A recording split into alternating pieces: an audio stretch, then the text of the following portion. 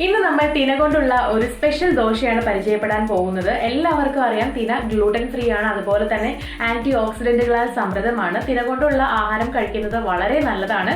പ്രത്യേകിച്ച് കാലോറി കുറവായതുകൊണ്ട് തന്നെ വെയിറ്റ് ലോസിന് ശ്രമിക്കുന്നവർക്കൊക്കെ ഈ ഒരു ദോശ വളരെ നല്ല ഒരു ഓപ്ഷൻ ആയിരിക്കും. അപ്പോൾ എങ്ങനെയാണ് തിന കൊണ്ടുള്ള ഈ ഒരു ദോശയും ദോശയ്ക്ക് ചേർന്ന ഒരു ചട്നിയും തയ്യാറാക്കുക എന്ന് നോക്കാം. നമുക്കായി ഇത് പരിചയപ്പെടുത്തുന്നു സുധ.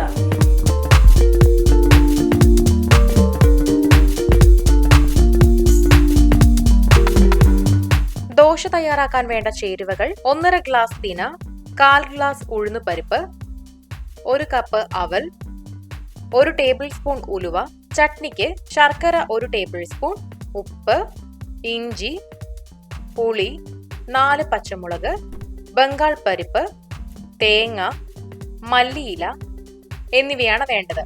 ആദ്യം തന്നെ തിനയിലേക്ക് ആവശ്യത്തിന് വെള്ളം ഒഴിച്ച് കുതിർക്കാം. നന്നായി കഴുകിയതിനു ശേഷം വേണം കുതിർത്താനായിട്ട് വെള്ളമൊഴിച്ച് വെക്കാൻ. ഇനി ഉഴുന്നുപരിപ്പും ഉലുവയും വെള്ളമൊഴിച്ച് കുതിർത്താൻ വെക്കണം. ഇതൊരു 8 മണിക്കൂർ വെക്കണം. വച്ചെടുത്തതിന് ശേഷം ഉഴുന്നുപരിപ്പും ഉലുവയും നന്നായി മിക്സിയിലിട്ട് അരച്ചെടുക്കുക.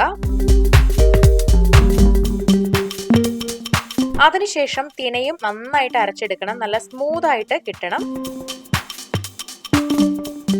ഇങ്ങനെ നല്ല പേസ്റ്റായി കിട്ടിയിട്ടുണ്ട്. ഇനി അവലെടുത്ത് അതിൽ വെള്ളം ഒഴിച്ച് ഒരു 30 മിനിറ്റ് കുതിർത്തിയെടുക്കുക. അതിനുശേഷം ഇതും അരച്ച് നല്ല സ്മൂത്ത് ആയിട്ടുള്ള പേസ്റ്റ് ആക്കി എടുക്കണം. ഇനി അരച്ചെടുത്ത എല്ലാ പേസ്റ്റും ഒരു പാത്രത്തിൽ ഒഴിച്ച് മിക്സ് ചെയ്യുക. എന്നിട്ട് നന്നായി ഇളക്കി കൊടുക്കണം. ഇത് ഒരു രാത്രി മുഴുവൻ വെക്കണം. നല്ല പാകത്തിന് പുളിപ്പിച്ചെടുക്കണം. ഇവിടെ പുളിപ്പിച്ചെടുത്തിട്ടുണ്ട്. ഇതിനി ഉപ്പിട്ട് നന്നായിട്ടൊന്ന് ഇളക്കി കൊടുക്കാം. അടുത്തതായിട്ട് ചട്നിക്ക് വേണ്ടി പരിപ്പ് ഒരു മിക്സിയിൽ ഇടുക. ഇതിലേക്ക് തേങ്ങാ കൊത്തുകളും 1 കഷ്ണം ഇഞ്ചിയും പുളിയും ഇട്ട് കൊടുക്കുക. ആവശ്യത്തിന് പച്ചമുളകും ഉപ്പും ചേർക്കണം. ഇനി ശർക്കരയും മല്ലിയിലയും കൂടെ ഇട്ട് ഇതെല്ലാം നന്നായിട്ട് അരച്ചെടുക്കാം. ഇതുപോലെ അരച്ചെടുത്തിട്ടുണ്ട്. ഇതിലേക്ക് നമുക്ക് എണ്ണ, കടുക്, കായം എന്നിവ കൂടി ചേർത്ത് നന്നായിട്ട് ഇളക്കി വെക്കാം. നമ്മുടെ ചട്നി തയ്യാറായിട്ടുണ്ട്.